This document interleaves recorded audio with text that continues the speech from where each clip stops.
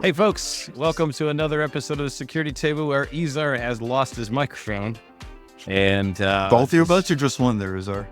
No, he's got the earbuds. He's lost the microphone. I don't know. They can't find it. It's missing. Which should make for Nobody moves. Nobody moves. Well, we're not moving, we're stationary. But yet we live far away. Yeah, both. And I think we do our own stunts and our own audio video here. Oh, if you think this is scripted like the Mike Tyson Jake Paul fight, it's not. Don't. Why do you do that? Okay, that's gonna drive page hits right off the bat because you're gonna put that 2 in days trying to forget that. 2 days trying to forget. Did you watch it? Of course, from when I watched it. I didn't watch it. You didn't have money on it, did you? No, I don't put money into things like that. But it was my one opportunity to finally say, you see, a 50-something guy can do something. No, he can't. No, even if it's Mike Tyson. So the internet trolls are claiming that it was scripted. That it was staged? Yes, it was staged. You know, if it was scripted in Bash, I wouldn't have a problem with. But it wasn't. Yeah, but how many regular expressions would they have in that? No, Bash there was script? absolutely no bashing whatsoever. I have a feeling it was rusty, wasn't it?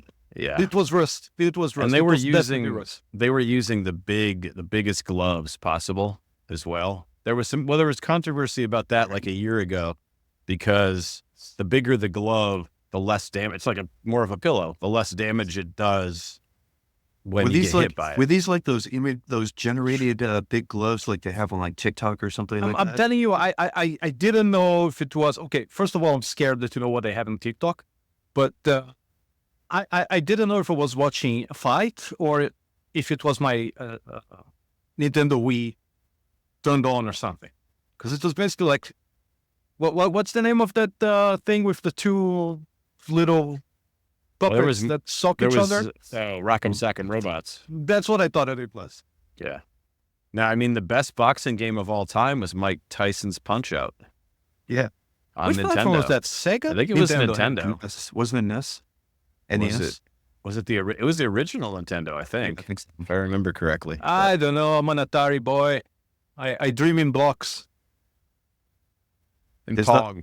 there's nothing like playing asteroids in the ray trace, if it's simple geometry. Did you have Pong? Did you have a 2600?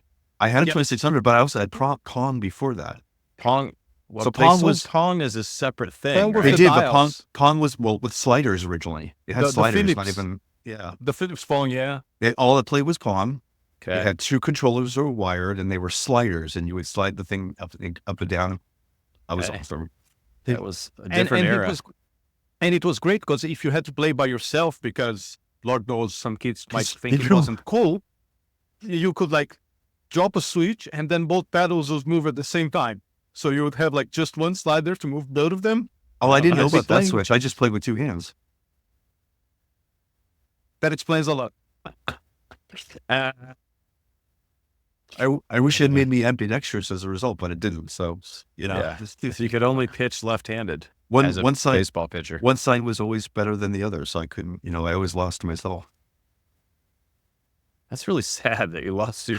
Well, I was a sheltered kid as a child. But on the other hand, he won as well. So not that bad.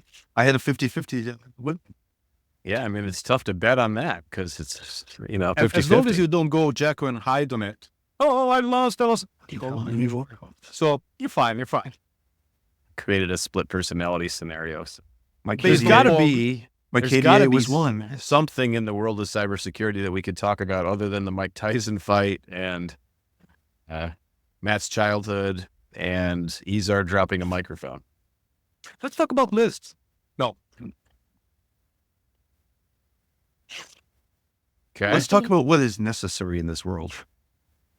What is necessary? What's What are we necessary? getting philosophical? We are No, getting I don't- philosophical. I thought about what's necessary. Necessary? Okay. Wait, is that like Neil Patrick Harris saying something like it's That's legendary. Wait for it. Sorry. Wait for it. And I'm lactose intolerant. Dairy. That is a classic. If you think about like across all the different TV shows where somebody pulls the same bit over and over again, There's a it's whole- got to there's be a- the best one because it was always witty. It is most definitely the best one. There are tons out there, fire, fire, or, Deadman, genius. Yeah. but Yeah, definitely legend. Wait for it. Wait for that. Went for it. But there was always a little, an additional half a sentence that was original that made you laugh about it. So yeah, Barney And I Stinson. bet it was all lived. It was all improv. Think so? I imagine so. He's that He's kind of pretty an actor. creative. He's a creative guy when it comes to, creating lines, just like us on the security table. I mean, none of this is scripted, folks. This Absolutely is not. all ad lib from top to bottom, if you can't tell. Okay, So- now getting So what I meant actually, I was going to tee up our topic for today with what is necessary. So we were pointing to this article. What is it called? Nap time to big sleep. An analysis of code vulnerabilities using large language models, and it was pointed against. In this example, it was pointed against a library written in C. Do you really need an LLM to find coding problems like a buffer overflow? Is that overkill? Or should there have been other ways to find that vulnerability? And could that vulnerability have been found using a more tried and true method, like, say, a reasonable static code analyzer that knows how to look at memory calls, or a memory profiler that they've been running for 30 or plus years, or should have been running for 30 plus years. Now, granted, this is an open source project. We don't know. I don't know personally how well funded it is. And this was research done under Google's Project Zero. But seriously, do you need an LLM to do this? It seems like overkill. I did see some interesting write-ups how Google's using LLMs for fuzzing now to create derivatives and whatnot in the world of fuzzing, right? Because your fuzzer's as good as the amount you can exercise the interface to reach close to 100% as possible of all possible input, right? That could go into it, or permutations of input, not necessarily every. And that makes a lot of sense, by the way. That, I would say, is a valid use for an LLM, right? Because a fuzzer is supposed to be testing a bunch of inputs, and you want it to test, a bunch, meaning thousands, hundreds of thousands, or millions or billions of inputs. And you probably need a good generator, and an LM can come up with some interesting, unique cases that a human or a procedure can't. So that may make sense. But a buffer overflow? So here's the thing. The thing with fuzzing is that at the end of the day, it's doing the gorilla test, right? It's banging on the keyboard and throwing garbage at something and expecting bad things to happen. But when you're talking about something like the target that they have here is too light, and it's an interpreter expecting SQL. Could just throw garbage at it. It's probably going to be dropped or refused way before it hit the place where it could do something. So where an LLM could help is in building those specific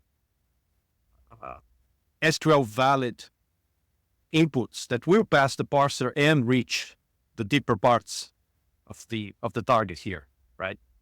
So my point, I guess, is, are we using the LLM instead of the fuzzer? Are we marrying the LLM with the fuzzer? Are we using this new technology to make the old technology work better? I guess that's the as always, the golden middle to reach, right? The point of, how do we have to put LLMs in just everything now? Is exhausting. Well, in fact, just looking at the Project Zero write-up here has an excellent write-up about where they found where the vulnerability exists and how it presents itself. And one might wonder as you're looking through it, why does this even exist? Right? Ignore for a moment, do you need an LLM to find it? there's just tricks of the language, not tricks of language, but the specification and what SQLite looked like they were doing should never have been, somebody should have thought better about this before. So design review, code analysis, fuzzing, everything before an LLM came along. Why was this never discovered before? Why does this code construct exist? Do you really need an LLM to tell us about a bad design or a bad programming construct? Could a coding standard have fixed this? Could a good design standard have fixed this? Could guardrails have fixed this? Could a developer having 10 more minutes to think about what they're writing have fixed this? Mm-hmm. Right. I think that at the end of the day, there is a reason why we have a cycle of tools and procedures and processes. We want one thing to cover the next. It's defensive that.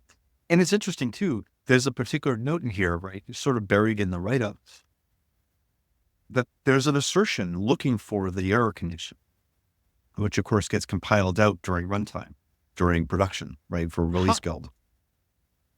They knew they were looking for something, which meant they knew there could be a problem. Wait, let's go back to that for a second. So the assertion is around the bit of code that actually was found to be vulnerable. Right? Let's see. So there was an assertion so just looking at the code, there's an assertion at line 706 looking for a column. So the issue is a column identifier could be negative, resulting in a buffer overrun or I guess would be underflow. Underflow, yeah. And so there's an assertion looking for making sure that the indexes that are used are positive, meaning non-negative. So zero or more. And so it's when it's a -1, apparently that's when the issue occurs. And the -1 is a valid value for another use case. Apparently. So it's a design. So there's a design fault here at the very end.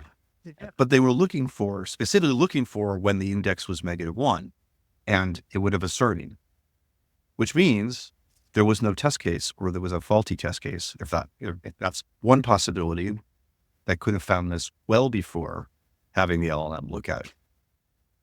But I guess then this brings the other question: is this code so complex? So this particular function starts on line 619 and ends on 720. So it's 100 lines long. Is that too much to do a manual code review? This is probably what we would call brittle code. Mm-hmm. It may make perfect sense when you're writing it, when you're deep into it. When you take that step back and you look at it, you start seeing the cracks and the places where things could break. Now, for a quick look here, the line before that, the one that's actually creating the variable that can go bad, is pointer value minus something that's all in caps. So I'm assuming that it's a constant. Top, yeah. So, I mean, would it hurt too much to check if the constant is bigger than the thing that it's going to be taken out of? But again, it's Monday morning. We are literally Monday morning quarterbacking here. Yeah, and that's a static analysis play, right? What they're just like checking if the constant is somehow bigger than the data that it's going into is a static analysis move, not really a fuzzing move. And so I guess is the question: can LLMs exceed and replace static analysis? I would say regardless of what the particular article is we're looking at, I've seen a couple of different articles and a conference talk on this, that the answer is no. They're not there yet to be able to detect at the same rate. One of the guys from Carnegie Mellon did a talk on, he used ChatGPT and he used the CWE examples. So, all those little snippets of code that are in the CWE, and ChatGPT was terrible at finding because he took the known vulnerable code and fed that into ChatGPT, and it was terrible at finding those evens. And those tend to be pretty simple. They're examples, right? They're right in front of your eyes. It's not like a complicated scenario that created it. And by the way, that variable is 1. It's # defined to 1. So just so you know. What series column sort is 1? It's 1. Yeah. Oh gosh. But the 2 points that I would like to make here. One of them is about all the LLM can't do that. Why are we expecting the LLM to be able to do that in the first place? There is still this anthropomorphization of the LLM, where you expect it to behave like a person just because you can talk to it like a person. Doesn't happen. Anthropomorphic. Now I can't say. You see? Not even you can do it, yeah? Anthropomorphization. Oh. No, I missed something. Anthropomorphization. Crying out loud. I am. So the point is, we seem to have been conditioned to think that these things can do a lot of, to expect these things to be able to do a lot of stuff just because of the fact that we relate to them as humans. Now, LLMs, most of them, the way they are, the way that we interact with them as chatbots and all that, have limited, if any, memory of what they're doing, limited of or any understanding of the context that they are living in when we are talking to them. And yet we expect them to. And that's when they hallucinate and we are ready to receive that because it makes sense in that context. And us not thinking, hey, this thing's just fitting in the blanks. It's just a big ad lib, right?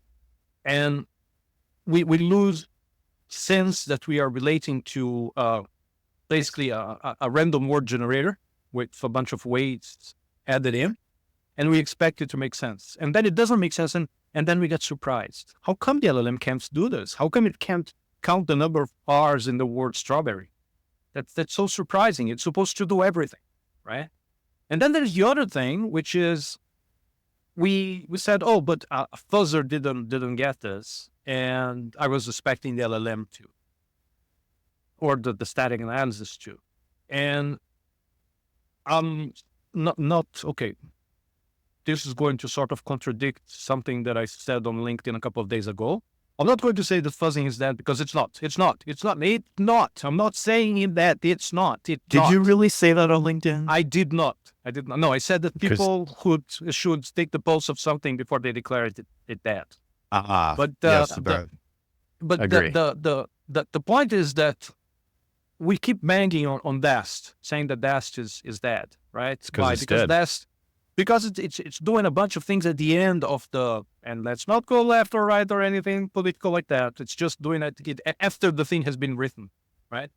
And fuzzing to me it's reactive. Let's start using those words. It's reactive versus proactive. Exactly. And fuzzing to me is like, it's close to that, right? Because now I am throwing something at the end of the chain, and I'm budgeting it a certain amount of CPU hours to work. And after that budget is expended, I'm saying I fuzzed it and my thing survived. My thing is good. I think and we don't know if the 1 hour plus 1 is the one who will trigger the case. I think you're 100% wrong. I think he's actually 98% right. But I have a different. Okay, but no. The reason I say you're wrong is that in the DAST is dead. So DAST versus fuzzing provides a very different outcome and return on investment today. Fuzzing theoretically is still, yes, you could say theoretically, unless we went into a laboratory and tested 2 different things and had a control group and everything. But what I find in modern, at least in tools that are called DAST, the problem I have with them is they're scanning for things from 10 years ago. Now, you could tell me that DAST is now an API scanner and it's moved forward and maybe we could pull that thread. But when I think of fuzzing is still a raw type of tool, like Codenomicon's protocol fuzzers were some of the coolest things on earth, right? Defensives. Yeah. Defensive. I don't even know if it exists anymore. It's Synopsys or Black Duck. I think it does. It's still not. Well, actually, that's a good question. It was Synopsys. Whether it is still, it's Black. They renamed to Black Duck now. But my point is, like, theoretically, fuzzing can provide a meaningful outcome. You can test something based on some profile of input and get some type of feedback as to whether there is a vulnerability. The challenge I've continued to have with DAST is I don't feel like a lot of DASTs have been left behind in that they're still in that 10-year ago cycle of what they're looking for. So yeah, so let me just, I agree with you. I agree with you. It's like the McLaughlin group. I agree with you 100%. Let me drop a couple of thoughts here. DAST has always been an API scanner, right? A web application scanner looks at web APIs. We never called them web APIs before, although they were API calls. They were HTTP API calls. Well, every HTTP call was subscribe to that. Doesn't API? I mean, it's a small point, but doesn't API exist after the web application was broken into two? Remember, web apps used to be front end, back end, all in one package. That is an overuse of the term API. Calling a library function is an API. Calling a web interface is an API. An application program interface is a point where a machine talks to a machine or process talks to a process. Or a human using a web browser, the web browser talks to that process. So every HTTP object, every HTTP resource is an API. Every call to a library is an API. I guess, but now we call this other thing an API too. The textbook definition. I'm talking about how people used it. Like we didn't refer to API exactly in the early days of web applications. It was just requests and responses. You're right. And the front end and back end was all cooking together, and you were getting so it takes on new meaning now, right? Yes. What an API is, as far as an architecture and whatnot. But they technically were all APIs to begin with. Okay. And on top of that, I agree with you because DAST, when DAST is a dumb rule-based analyzer, it can have a tendency to get out of date.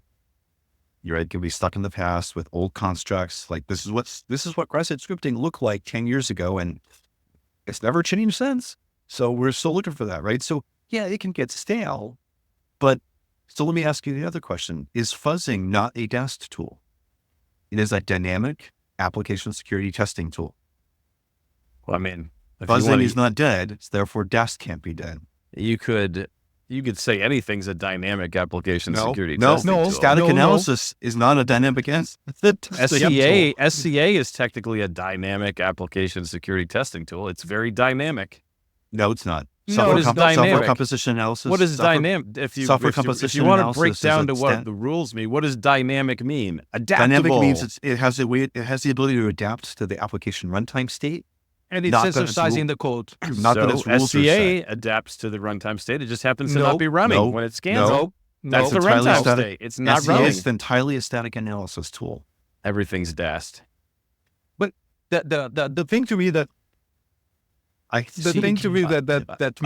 just being difficult now. This is purely for entertainment purposes. Actually, what you're saying is everything is dead or soon will be. But that is true because I mean everything. On a less depressing note, sort of.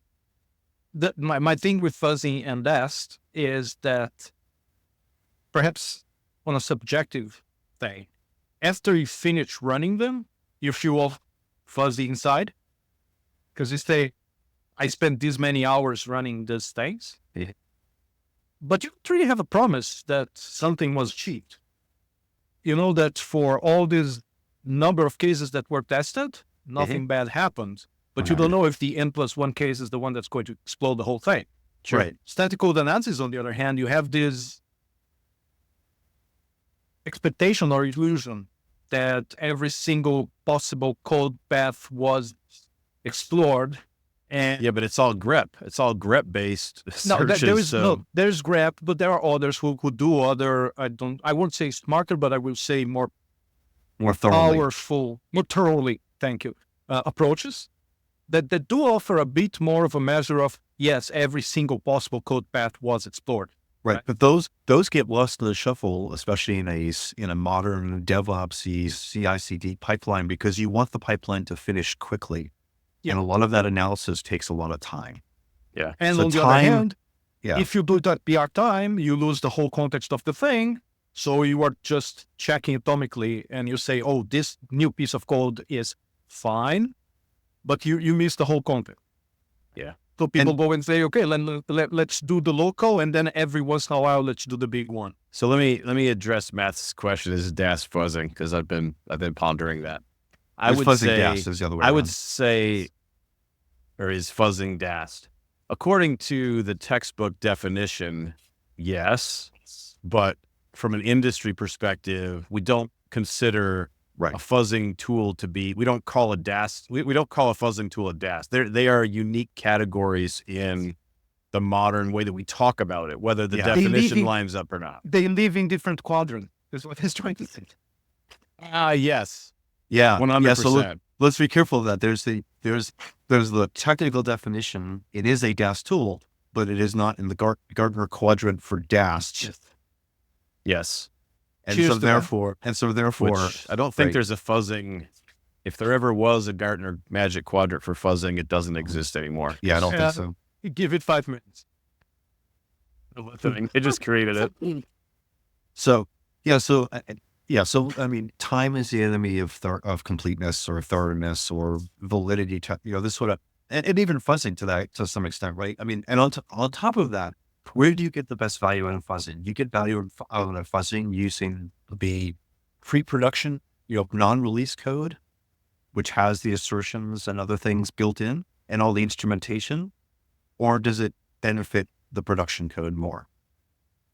And one might argue you need the instrumentation to get the better value out of the fuzzer, but you really want to be testing the production code because all of your guardrails are missing. Yeah. Another philosophical dilemma. There's not a, I mean, you can argue both sides of it. I could argue both of them depending on, you could just tell me to choose one, and then I would make an argument for why it's better to have the assertions, have the traceability that any instrumentation might provide, a la IAST, maybe IAST and fuzzing together. I was going to bring up IAST Nest to see how you felt about that, but is that no? I think I've been a big fan of IAST and RASP since it came out. I mean, and I think I probably told this story before, but I don't care. I tell the same stories all over and over again. Like I was one of the very first customers of Screen when we were at Security Journey, because I saw it and I was like, I was looking at another vendor on the market and they were like 50 grand or something. I'm like, I ain't paying 50 grand for a RASP license. And so I found Screen and it was like $200 a month. That was like $100 a month to start. So I was like, turns out I didn't know it, but I was like their third or fourth customer and I had no idea. They didn't tell me. And so I was on this, like, as their pricing went up, I was on this like super discounted $100 a month plan. And finally the salesperson set up a call with me 2 years later and said, I'm begging you, can you please upgrade off this plan? You're the only person on it in our entire company. But it was brilliant because they had a number of different libraries for web frameworks, and then they just happened to support Ruby on Rails, which is what we were using. We plugged Screen in, SQL injection, cross-site scripting. You ran tools at it, and it just dropped it. It didn't get to the point where it executed. So I've been a big fan of those tools since the beginning, just because I don't think they're the only thing. I think the biggest fault with them is people are going to get a false sense of security and say, I've got a RASP. I don't need to worry about secure coding principles. I can just write crap and then the RASP will tell me when it hits. But other than that, I had really good success and really good results. Doesn't RASP introduce performance? That's the thing. Very minimal from what I very saw. minimal for us. So the Screen team is absolutely brilliant. I had chance of working with them and what's left of them in Datadog, and they're amazing people. But then the problem comes when, as a security person, you come to a developer and you say, well, here's the library. I want you to compile your code now with this library or run it on the environment, and painful things are going to happen. And developers love that kind of thing, right? Because then they come and say, what? That thing that I wrote last week is not working. I didn't change anything. Ooh, wait, the security people asked me to run something. It's the fault. Yeah. Right? Now, in the RASP context, though, like Screen's approach was very, at least with Ruby on Rails, I don't have experience across other web frameworks, but Ruby on Rails was very non-invasive. in that you added the package, you added a single configuration file to load the library in the way Ruby on Rails loads packages, and it just worked. It didn't. Doesn't Rasp also require introspection? Like you have to have a language that supports introspection in order for this to work? What do you mean by Not introspection? Always. Hold on. You can use overloading as well, I would think. What do you mean by don't have- introspection? I'm not a computer science person. Like Java, or you can look into the objects at runtime. The objects can look at themselves. The runtime can query itself for the objects. Right. No, I mean, I don't think you have to. I don't think Rasp requires that. What Rasp does is, at least in the Ruby on Rails version, is it plugged itself into the request response stack inside of Ruby on Rails, and it just started looking at requests and responses as they came through. So it was like a shim almost in how it works in the processing of the packet processing. Oh, what the hell's the name of that programming paradigm? Aspect-oriented programming, right? Where you had basically a layer between the APIs that could intercept calls. Yeah. Now, I think the interesting thing, if we're going to continue on from Rasp and IAST, is application detection and response is the future.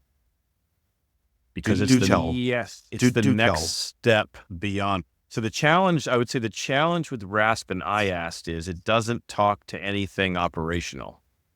It's its own thing. And so you have to send a feed from it into the SOC. You have to have security people deal with the results of it. What you're going to see, or what the ADR market is, the application detection and response market is creating, are tools that plug into the operational pipelines of companies. So instead of having security get the results of this, the operations team is getting the results and is monitoring the application security, performance, status, and potential vulnerabilities of the production fleet. Oh, we're talking about telemetry, like traditionally what we'd call like Prometheus and whatnot, telemetry feeds. I think it's part of the package. Some of it comes into itself. that. Yeah. It's Rasp and IAST. It's Rasp with telemetry in a feed that makes it consumable by the operations team and not the security team. But the operations team could just have run Splunk themselves. Why? I mean, the fact that you send to the SOC is just an organizational construct, not a technical construct, right? For whatever that's reason. The thing. Yeah. It seems to me that by adding those things together, you are building a context that is transforming the SOC into something that's more security operational, rather than just looking for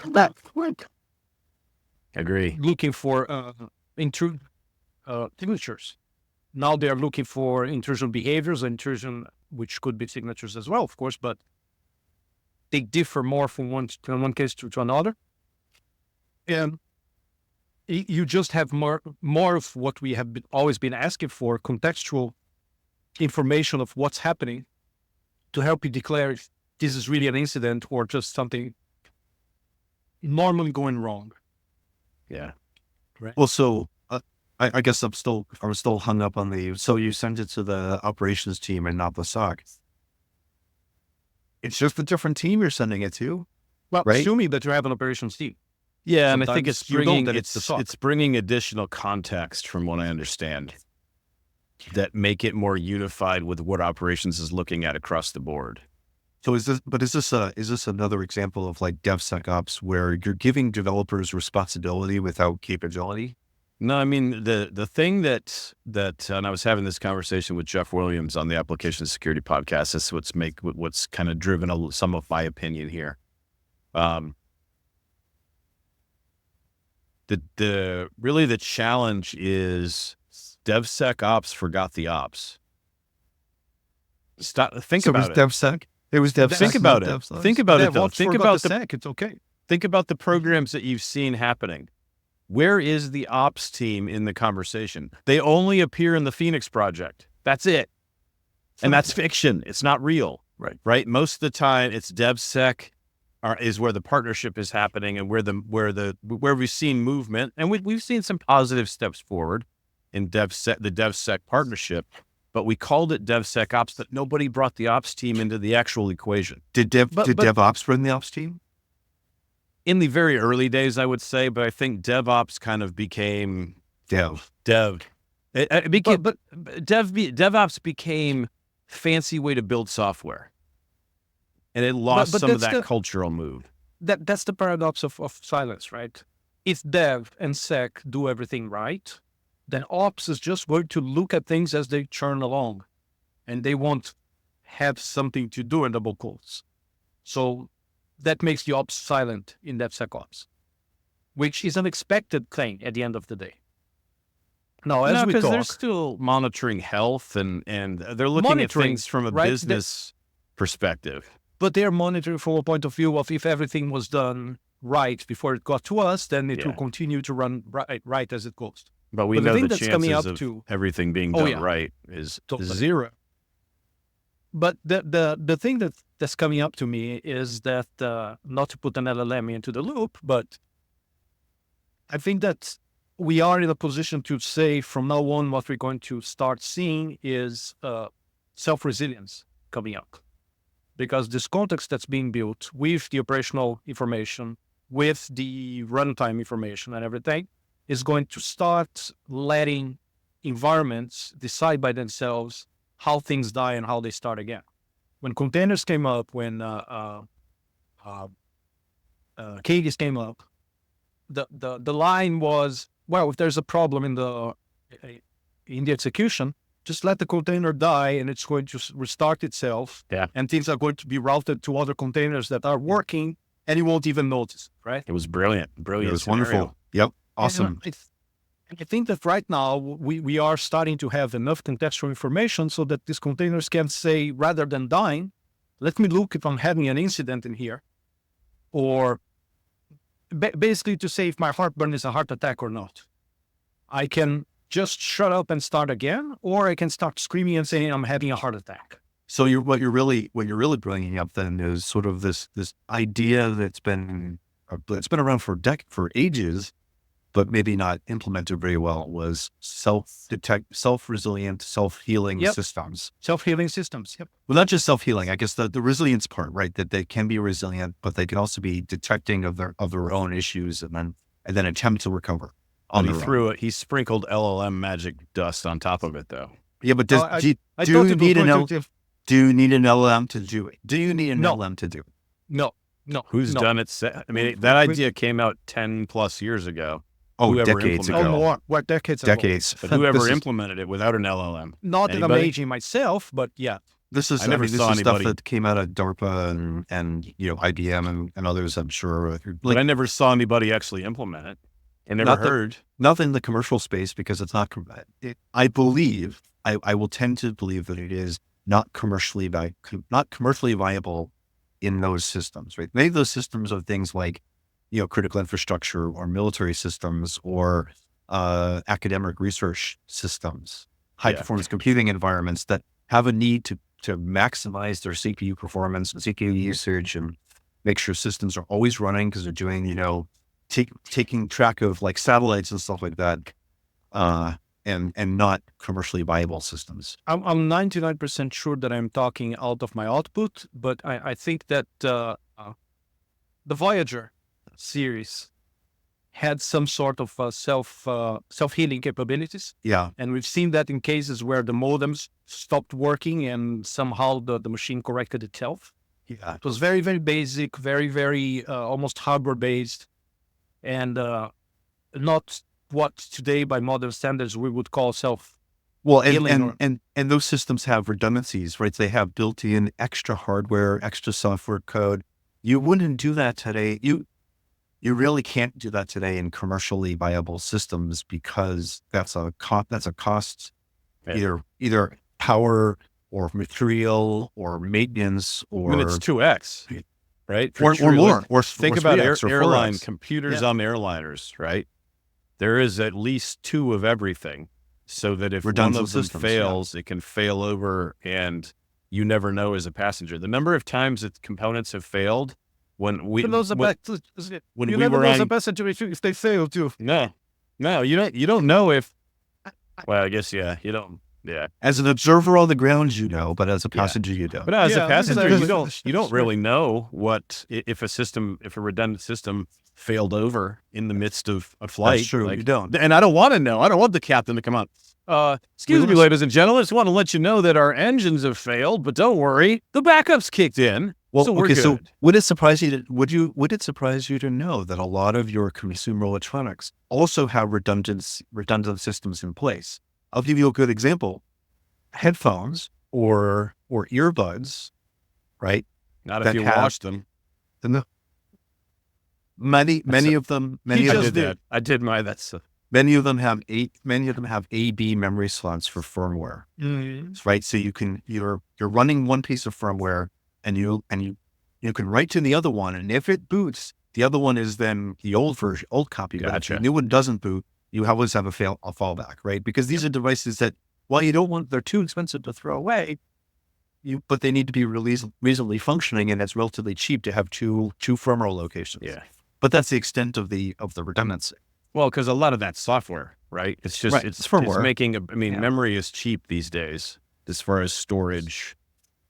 You'd be surprised. Because that's Some it's not that memories type of memory we're historically- talking about Listen, here. It's not my RAM. first- We're not my talking about first RAM hard here. We're talking drive something else. Was 10 megabytes. Yeah. Okay, and it costs a lot of money. So, like, I'm talking historically. Yeah. Storage is cheap comparatively over history, right? Right. A lot And so- of these AB firmware slots are in memory, just not at RAM, not that type of memory. Yeah. But that's the extent of the redundancy. It's not like they have redundant circuits for managing, the audio, because it's not that expensive.